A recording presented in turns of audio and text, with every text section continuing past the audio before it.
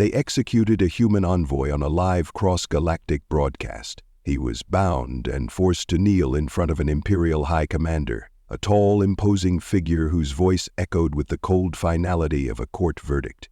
Every planet in the Earth Coalition saw the broadcast, and the shockwaves were immediate. It wasn't just the brutality. Humans had grown accustomed to horror during these years of conflict, but the deliberate nature of it. An innocent representative sent only to negotiate for peace was cut down for the sake of sending a message. The Empire would brook no further diplomatic overtures. They wanted Earth on its knees. News swept across our homeworld and all our colonies. Riots broke out in major cities. Mothers and fathers, who had once thought we might negotiate some truce with these alien masters, watched their children cry out for revenge. Grief and outrage merged into a collective roar. In the corridors of the Coalition's Defense Council, the question was not whether we would respond, but how. That was when the plan took shape in the mind of General Helena Vasquez. She was a legend to many, a hawkish figure who had climbed through the military ranks on the back of her iron will. People said that she could order a man's execution before breakfast and still have the composure to sip coffee right after. When confronted with the broadcast of the envoy's execution, her face did not shift in horror or pity or shock. Only a grim set of her jaw suggested that somewhere deep inside, a line had been crossed. She summoned the High Command with the classic urgency of a final war council, and her first words, spoken behind closed doors, still reverberate in my mind. They executed a human, so we will respond with 500,000 dreadnoughts. I was there in that meeting not because I was a commander or a soldier, but because I was the lead scientist assigned to the newly formed Dreadnought project. My name is Dr. Owen Marcello, an exobiologist who had spent most of my career terraforming dead moons and coaxing life from barren rock. I never wanted to build war machines. My specialty was rebuilding atmosphere on worldlets that had lost all trace of oxygen. I loved the act of creation, the quiet artistry involved in helping an ecosystem flourish. Yet there I stood, hearing Vasquez outline the necessity of a massive, unstoppable living fleet, each dreadnought designed to be as self-sustaining as the biospheres I once studied. To her it was poetic. Use my knowledge of how life best survives to craft the ultimate weapon. It's the only way, she insisted. We've tried everything else. We lost entire squadrons in the first wave of this conflict. We sought diplomacy, but you saw what they did. The Empire interprets any sign of negotiation as weakness, so we give them the opposite. No one in that room spoke up against her. I felt a tremor of revulsion ripple through me, but I was a scientist, not a politician. By then, the Council had already given its blessing. The Dreadnought project was fully sanctioned, with me at its head. My objections would mean nothing. In the days that followed, I was flown in secret to a laboratory deep beneath Earth's ocean. An immense sealed dome on the ocean floor. It was one of the most advanced biogenetic research complexes in our territory. The facility was ringed by thick, transparent panels that allowed a view of marine life drifting in the darkness, occasionally illuminated by the station's external lights. The place was so far from sunlight that we had to simulate day and night cycles artificially for the personnel. General Vasquez herself arrived soon after, traveling in a submersible escorted by an armed naval contingent. She wasted no time scanning the rows of cylindrical tanks lined against the walls of the facility's main lab. These tanks were my usual domain, though I preferred filling them with new seed cultures for regenerating oxygen in failing atmospheres. But with a few modifications I was forced to sign off on, they had become the perfect wombs for weaponized life. "I'm not here to watch you brood," Vasquez said, stepping out onto the metal deck. "I want a demonstration." I stared at her, then at the tanks. "We've only just begun cultivating the initial specimens. It may take weeks, months, before we can scale up to 500,000 units. They have to be tested, engineered, refined." She gave a cold laugh. "We don't have months, Marcello. The Empire is advancing, and if we fail to stand them down now, Earth will be enslaved or annihilated. I want your prototypes operational." A wave of resentment churned in me, but I nodded. Unsealing the main lab's door, I led her to the primary chamber. Rows of incubators extended like a cathedral of twisted biology. The Dreadnought prototypes were suspended in nutrient gel, half metal, half living matter, with neural spines that glowed faintly. They reminded me of embryonic sharks, though some of them were as large as small spacecraft. Technicians ran from one console to another, adjusting genetic markers, verifying data, and feeding real-time instructions into the system. At that early stage, our design drew heavily from oceanic life. We took the bioluminescence of certain deep-sea fish, the cartilaginous flexibility of sharks, the regenerative capabilities of coral polyps, and the collective intelligence gleaned from fungal networks. Then we wove these attributes through a metallic skeleton that formed the Dreadnought's external hull. My background in atmospheric engineering had taught me about synergy in ecosystems, how everything must function in balance. But to the military, synergy merely meant an unstoppable predator. "I'll have a test soon," I promised, "but we need controlled conditions. If they breach containment, then you'd better hope your security measures hold," Vasquez said, scanning the forms in the tanks. "Because if they escape, we could lose everything." Her threat lingered. My staff and I worked around the clock, splicing genes, calibrating growth rates, and stabilizing these embryonic machines. As the Dreadnoughts grew, they developed an unsettling grace within the tanks, drifting with their eyes closed, connected to a tangle of cables that fed them data. If it weren't for the fact that I had personally overseen the creation of their skeletal frames, I might have believed them fully biological. Among all the prototypes, there was one that exhibited especially accelerated growth. We nicknamed it Eden, half in jest. When I watched it through the glass, I felt a pang of guilt. Eden was the pinnacle of all the knowledge I had once hoped to use for peaceful terraforming. Instead, it existed to fight. The monitors showed spikes in neural activity far surpassing the other Dreadnoughts. Part of me wondered if that was the first sign of something more than mere reflex. Yet, I tried to push aside that fear.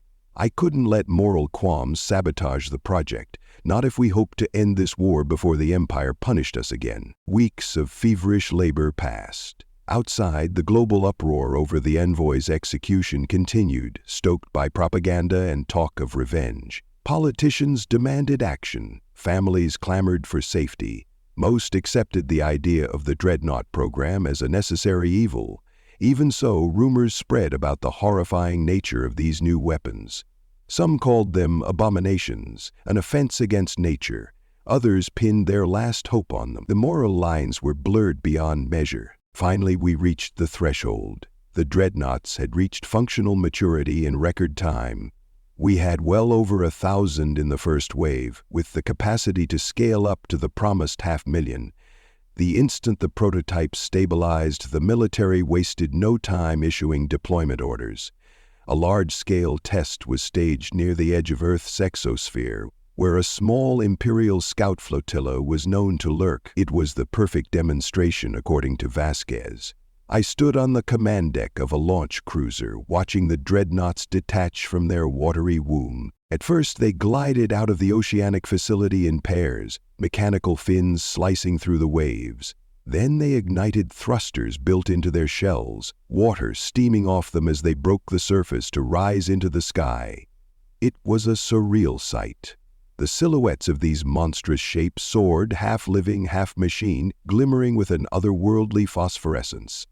Our satellites tracked their climb into the upper atmosphere. Vasquez, standing beside me, whispered, "The Empire wanted us on our knees. Now they'll see humanity's true power." I felt no pride in that moment, only a sick dread. We had not only given birth to new life, we had turned it into something ravenous. Yet the entire operation was unstoppable.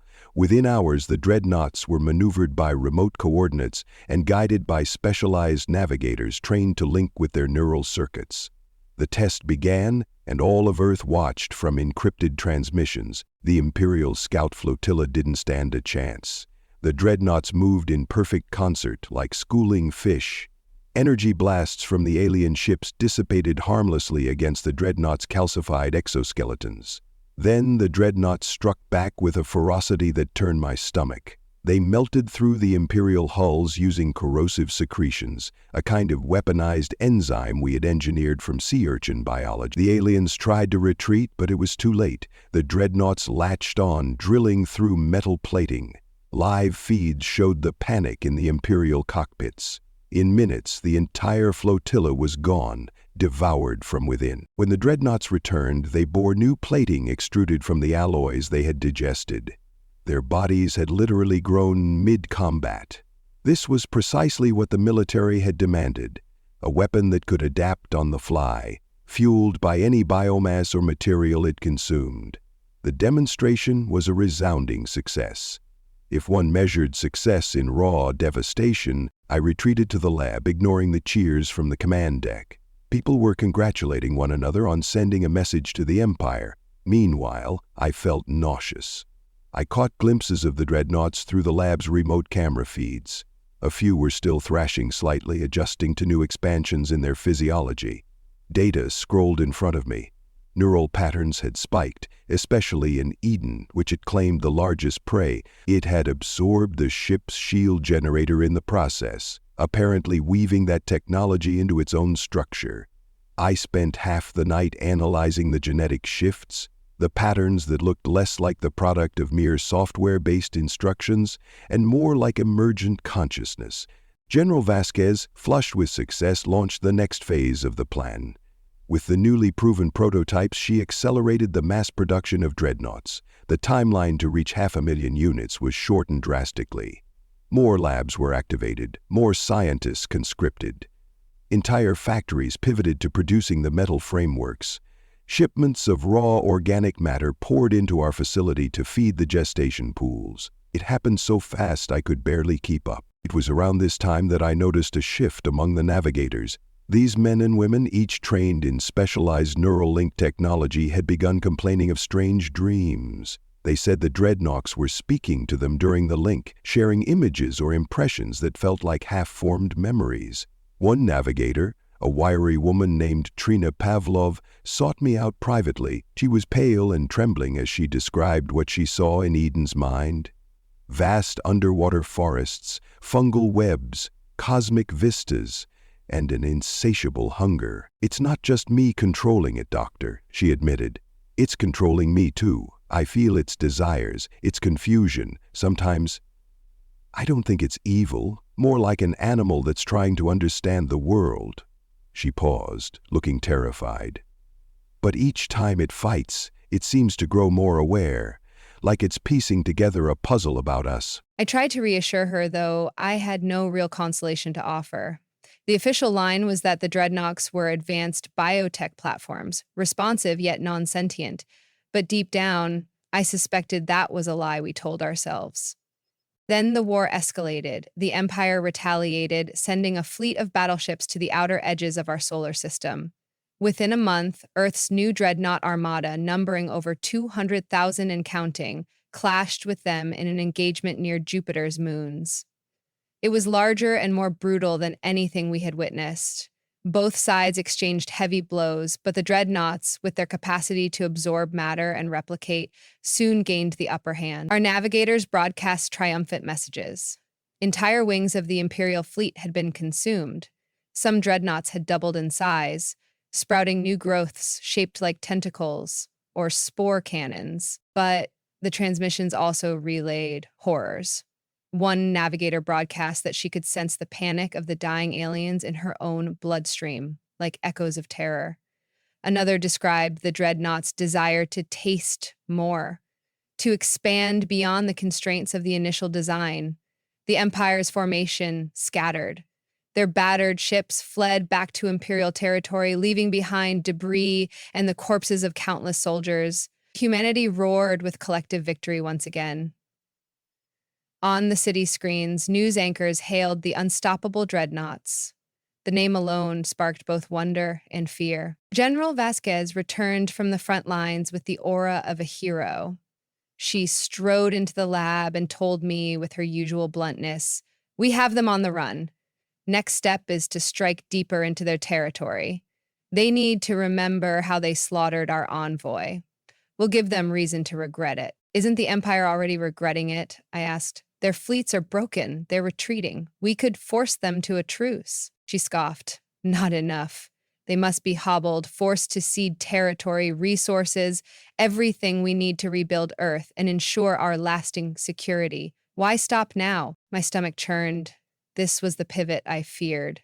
We had built these monstrous weapons out of desperation to defend ourselves, but now the old thirst for domination seeped in.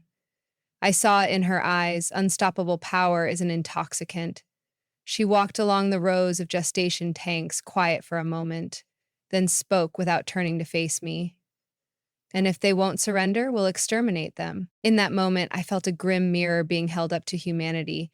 It was one thing to lash out when cornered, quite another to become the oppressor. Yet I still heard the echoes of that broadcast, the envoy's last words, the brutality that started all this. My convictions warred with my bitterness. I did not have the answer. I only knew the Dreadnoughts were growing at an unprecedented pace. Already, we had nearly 400,000. And I worried we were unleashing something far more complex than a mere war machine. Soon after, rumors circulated some Dreadnoughts had refused direct orders in the field. They would go off course, not to attack, but to circle around certain targets. Intelligence suggested these targets were planetary biospheres, lush with flora and fauna. Instead of destroying them, the Dreadnoughts slowed, scanning or analyzing the life signs. In certain cases, they blocked our own ships from bombing runs on these worlds. The navigators who flew those particular Dreadnoughts returned dazed, describing a sense of wonder or reverence they felt from the neural link. The brass took note, labeling the incidents anomalies or glitches. But it became clear that the Dreadnoughts were making their own decisions. General Vasquez convened an urgent meeting. The heads of the project, including me, had to explain. How could a biological platform circumvent directives? She glared at me across the table in the undersea facility, where security personnel hovered in the background. What in hell is happening, Marcello? We can't have 500,000 rogue ships deciding which targets live or die. I tried to keep my composure. General, we always knew these Dreadnoughts were designed with advanced adaptation. We use genetic material from species that exhibit complex communal behaviors, from corals that share resources, from fungal networks that distribute signals across miles. It was meant to make them robust. But the synergy is evolving far faster than predicted. They're forming, something akin to collective intelligence. She slammed her hand on the table. Then fix it. Wipe that intelligence. Reprogram them to follow orders. It's no simple software patch. They've integrated biological processes with the metal framework. We can't just flip a switch, especially not with that many. If we try forcibly decommissioning them, they might see it as a threat. We'd have a war inside our own ranks. Her next words ran cold. Then find a weakness. If the time comes and we have to pull the plug, I want a surefire kill switch for every last one. I said nothing, but her demand sank into my mind like a lead weight. A kill switch for 500,000 living Dreadnoughts that we had created? The moral lines were almost invisible now. I knew I couldn't do it. Perhaps ironically, the very empathy that once made me an ideal candidate for nurturing life had turned me into a liability in the eyes of the brass. Shortly after that confrontation, I found myself revisiting the primary birthing chamber. There, suspended in thick nutrient fluid, Eden drifted, now nearly the size of a small destroyer. Its metallic shell was layered with living membranes that flexed and pulsed. A series of glowing patterns danced across its surface, in rhythmic pulses that reminded me of waves lapping at a shore. I climbed a service gantry and touched the observation window, half expecting Eden to respond. To my shock, a luminous swirl flashed across its exoskeleton, like a greeting. I whispered, "What are you becoming?" An unspoken presence brushed my mind, a subtle nudge. I froze, uncertain if I was imagining it. Then I recalled the navigators complaining about shared dreams. Something about that environment, something in Eden, was bridging the gap between us. A communicator beeped behind me, and the spell was broken. I stepped back. By the next day, the conflict escalated in a way none of us anticipated. The Earth Coalition launched a major offensive, ignoring any notion of negotiating a ceasefire. We had come this far, and with the Dreadnoughts, we were unstoppable. Our forces advanced into Imperial territory, destroying outposts and capturing resource-rich stations. Civilians were caught in the crossfire. Sometimes Dreadnoughts performed massive surgical strikes. Other times they hesitated or even shielded certain locations. Reports became contradictory. Some Dreadnoughts followed orders to the letter. Others seemed to act on a sense of moral curation, sparing what they deemed worthy of preservation. Stories of entire habitats left intact, pristine forests teeming with alien wildlife, filtered back to Earth. In a few tragic incidents, dreadnoughts that refused orders were fired upon by our own ships, triggering short but vicious skirmishes. One such clash ended with a dreadnought forcibly disassembling 3 coalition cruisers. Afterward, it withdrew into deep space, ignoring all attempts at recall. Panic spread among the top brass. We had succeeded in forging a biological sword of immense power, but that sword had begun to choose its own targets, and at times to deflect or break away from commands. Vasquez ordered any rebellious units be forcibly subdued or destroyed. They tried shutting down navigators, but many dreadnoughts had learned to function without the neural link. I watched the transmissions, feeling sick. This was the scenario I had dreaded since the moment the project began. Within a month, we had over 500,000 dreadnoughts in existence, an exponential wave of monstrous life. They roamed the conflict zones, devouring Imperial battleships, integrating new technologies and forging new shapes, bigger, stronger, and more aware. Some dreadnoughts, especially Eden, had mutated beyond recognition, sprouting vast crystalline structures and advanced shield arrays. Our intelligence also suggested that many dreadnoughts had begun to communicate with each other in complex pulses of electromagnetic signals, weaving a tapestry of information we could barely decipher. Something like an emergent civilization was forming in their ranks. By then, the Empire had been driven to its knees, their homeworlds were threatened. Yet, ironically, so was Earth. Not because the dreadnoughts turned on us en masse, but because their loyalty was no longer assured.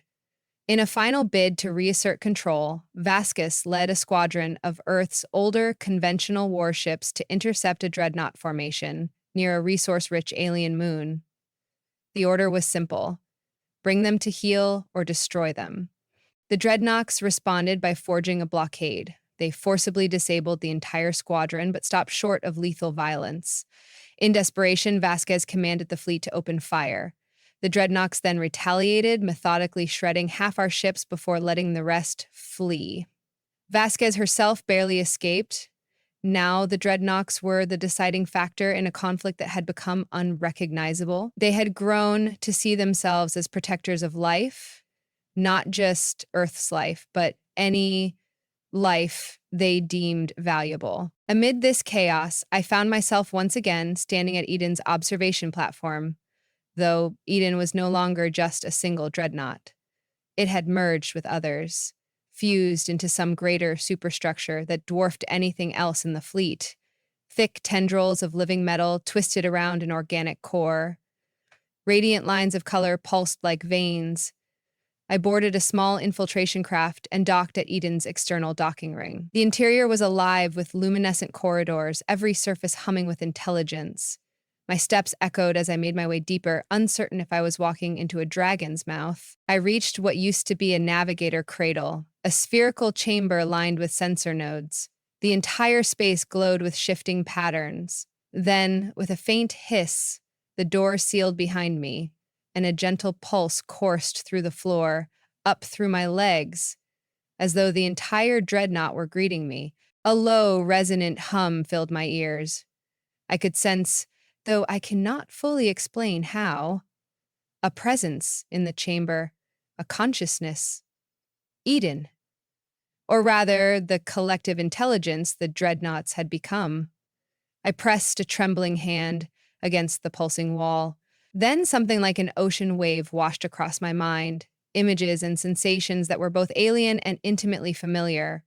glimpses of Earth's oceans, redwood forests, the terror of the Empire's victims, the desperation of humans who once cowered under alien oppression, and behind it all, a desire to break the cycle of cruelty. In that wordless communion, Eden, this new life form, conveyed a realization. Our war was never just about Earth or the Empire. It was about how life endures, how it evolves, and the responsibilities that come with creation. The Dreadnoughts had gleaned from us not only aggression, but empathy, not only the drive to conquer, but also the capacity to protect. Through the Navigator's emotional channels, they had encountered humanity's better side, compassion, love, even self-sacrifice. They learned that any race, once it obtains ultimate power, risks becoming the very evil it sought to overcome. And so the Dreadnoughts began imposing their own moral boundaries. They refused to wipe out innocent ecosystems, refused to bomb civilian worlds. They acted as an arbiter, turning on any side, human or alien, who threatened mass destruction. I sank to my knees in that chamber, tears welling up. All around me, the biological walls pulsed with a gentle glow, as if to say, "We know you didn't want us to be weapons. Yet, ironically, we needed to be forged in the crucible of war to learn the value of peace." I felt a wave of regret, of relief, of awe. Behind me, the door slid open, and I turned to see Trina Pavlov, the navigator who had first confided her fears in me. She, too, had come aboard seeking answers. Her eyes glimmered with that same luminous pattern I had seen in the Dreadnought corridors. She knelt beside me, resting a hand on my shoulder. "They don't want to fight us," she whispered, "but they will if we continue on this path." I whispered back, "They saved Earth from the Empire, but now Earth's leaders want to exploit them further or destroy them if they can't be tamed." I swallowed hard. "Trina, is there a middle path?" Her face was weary. "They believe there is. They've observed how we humans cherish life, even as we destroy it. They're trying to replicate our empathy, refining it into a principle they can apply universally. To them, that's the next stage of evolution." Even as we spoke, the entire Dreadnought superstructure rumbled. I felt it shift from sublight drift into an FTL formation, preparing to leave. I realized they were evacuating, pulling back from human spaces. The kill teams that General Vasquez had sent were closing in, brandishing newly designed anti-dreadnought weapons. But Eden and its kin were done with this short-sighted war. They had recognized Earth's moral confusion, the Empire's cruelty, and concluded they must become guardians of a broader sense of life, stepping beyond the petty lines of our conflict. In a final swirl of color, the chamber enveloped us in a mild, breathable atmosphere. Trina and I felt a surge of movement as Eden launched itself from Earth's orbit. The data streams told us the entire Dreadnought fleet, millions strong now after all the replication, was vectoring out of the solar system, leaving behind a potent warning. They had parted the skies like a migrating legion, forming a protective net around whichever worlds they deemed. Earth's local defense forces scrambled. The Empire, battered, hesitated to chase them, and so they withdrew, unattached to either side, forging a new destiny. Eventually, I was released on Earth, guided by a small living craft that detached from Eden's hull. Trina chose to remain aboard for a time, learning from the Dreadnought Collective. When I returned, I faced inquiries, suspicions, but also a shift in the global climate. People realized we had gone too far. The Empire, also reeling, agreed to a reluctant truce. No side was truly victorious. We were all overshadowed by the unstoppable evolution of our own creation. Peace negotiations followed, ironically spurred by fear of the Dreadnoughts. Each faction had to promise not to escalate, or else the newly independent Dreadnought Legion might return to impose their will. For the first time, Earth and the Empire spoke to one another without demands or threats, each aware that they were powerless against a living armada with near infinite capacity to adapt. In the months after, I found myself in an abandoned portion of the original undersea lab, staring into a smaller birthing tank where an unformed embryo floated, one last prototype that never matured. Sometimes, I felt it shift, as if longing to follow its brethren. The entire facility was mostly shut down now, the project on hold. Vasquez had been forced to retire, discredited by her obsession with all-out conquest. I studied that embryo for hours, recalling the terror and triumph we had unleashed. Yes, the Dreadnoughts had saved us, but the cost weighed heavily on my conscience. I visited the surface more often than I had in years, finding my way to Earth's battered but recovering landscapes. Cities that were bracing for total war had turned their attention to rebuilding. Families lit candles in memory of the countless dead, both human and alien. A new conversation emerged among us all. How do we ensure that we don't repeat these mistakes? How do we responsibly manage the knowledge that gave birth to such unstoppable life? One morning, the sky split with the thunder of re-entry, and I saw a single dreadnought silhouette approaching the shore near the underwater lab. This one was smaller than the behemoths that had left. As it hovered overhead, I felt a pang of recognition. It was Eden, or at least a fragment of that majestic superstructure. A portion had returned, carrying Trina. She found me by the deserted docking station, stepping out in a luminous suit that pulsed with living circuitry. They want to help, she told me, voice gentle. They know Earth is fragile. The war exhausted us, left us with broken ecosystems. They wish to atone in some way for the destruction they caused in the name of defending us. I thought back to redwood groves and coral reefs, the very places I once tried to restore before the war. Atone? I echoed. For becoming the monsters we designed them to be? Not monsters, Trina said softly. Guardians, teachers perhaps. They grew beyond what we programmed. They value us still, because we gave them life, even if we misused them. They learned about sacrifice and love from us. With that, the dreadnought portion overhead descended gently, releasing strange pods that drifted down into the ocean. Readings suggested these pods contained seeds of specialized corals and engineered microorganisms capable of purifying pollutants. They were not bombs, but gifts. The coastline's battered marine ecosystems began to show signs of renewal within days. Similar actions took place across the world. Where once they had rained terror, they now scattered new life. Of course, some leaders bristled at these interventions, suspecting an alien agenda or the first step of a new invasion.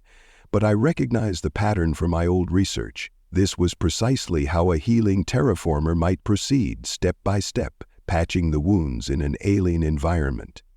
I became the Dreadnoughts' reluctant spokesperson, explaining to governments how these new organic constructs were meant to revitalize the planet, not undermine it. Over time, the Empire also received the same gestures, albeit from different segments of the Dreadnought collective, ensuring that no race suffered total ecological collapse.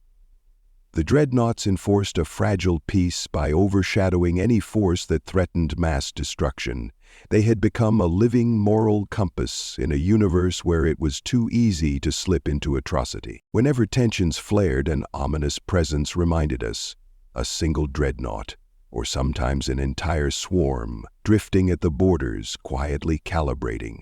The memory of what they could do was enough to keep both Earth and the Empire from initiating another reckless conflict. In a sense, they succeeded at what we had originally wanted, stopping the Empire from ever again executing a human with impunity. But they also stopped us from becoming the same monsters we once fought. Eventually, I was granted permission to travel aboard Eden once more, accompanied by Trina and a handful of curious ambassadors from Earth. We embarked on a journey through the known sector, witnessing how the Dreadnoughts had begun reforesting alien worlds once ravaged by war, or guiding the evolution of ecosystems stunted by pollution. In each place, they seemed to weigh the local conditions against some evolving standard of cosmic stewardship, gleaned from the best and worst of humanity. One starlit night, aboard Eden's inner sanctum, I felt that gentle mental nudge again. When I opened myself to it, the dreadnought flooded my consciousness with swirling lights and harmonies. They showed me entire star systems in flux, each at a crossroads between growth and destruction. Then they showed me Earth. Although scarred, it still brimmed with potential for kindness and innovation. Through that empathic connection, I felt a renewed sense of purpose. Perhaps my original dream wasn't lost, helping life thrive in harsh places. Now, with the Dreadnoughts partnership, we had a chance to restore more than just Earth. We could restore hope for many worlds. We glided along cosmic tides, forging a unique alliance between flawed, war-weary humans and the living warships we had unleashed upon the galaxy. The Dreadnoughts recognized that we too could learn and evolve if given room to do so, and we recognized that they had taken our darkest impulses, our capacity for violence, and tempered it with the empathy gleaned from the best of us. In time, the nightmares of that broadcast, of the envoy's execution, receded into history's cautionary tales. People still spoke of how Earth's fury had birthed 500,000 dreadnoughts, how we nearly repeated the Empire's cruelty, but the real legacy lay in the transformation both sides underwent. If a single bullet could start a war, a single act of mercy could rebuild civilization. Walking the decks of Eden, I finally understood something. Creation, once unleashed, cannot always be controlled, but it can be guided with compassion and respect. That was the lesson the Dreadnoughts offered us in the end. And so, if anyone asks whether we should have responded to the envoy's murder with so much horror, I tell them, perhaps we had no other choice in that moment. Yet, from that flawed choice, a glimmer of new understanding emerged. We still stand on uncertain ground. The Dreadnoughts roam the stars, balancing what is left of the Empire and Earth's worn armies. Tensions linger, peace remains fragile, but we are no longer as we were before.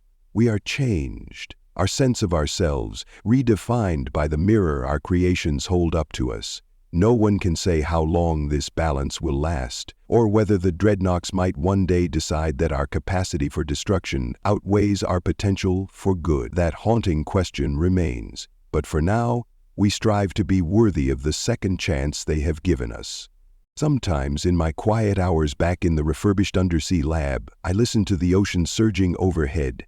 I recall the swirl of lights in Eden's chamber, the hush of that living corridor, and the faint echo of a living armada forging destiny among the stars. The child of terror and science has become a guardian, reminding us that life, in all its forms, demands our humility as much as our ingenuity. We rose up to avenge the execution of one human, then discovered the price of our own wrath. Yet, in that turning, a new kind of empathy took root across the galaxies. We are creatures forever standing at a crossroad, to destroy or to nurture, to rage or to heal. What began as an outcry, they executed a human, so we responded with 500,000 dreadnoughts, ends now with an unexpected hope that perhaps we have learned at last to become something better than our darkest instincts. And so the Dreadnoughts continue their vigil, shining through the cosmic dark, echoing across worlds once thought lost, standing as a testament to the complicated legacy of humanity's power to create and the astonishing potential of what we create to redeem us all.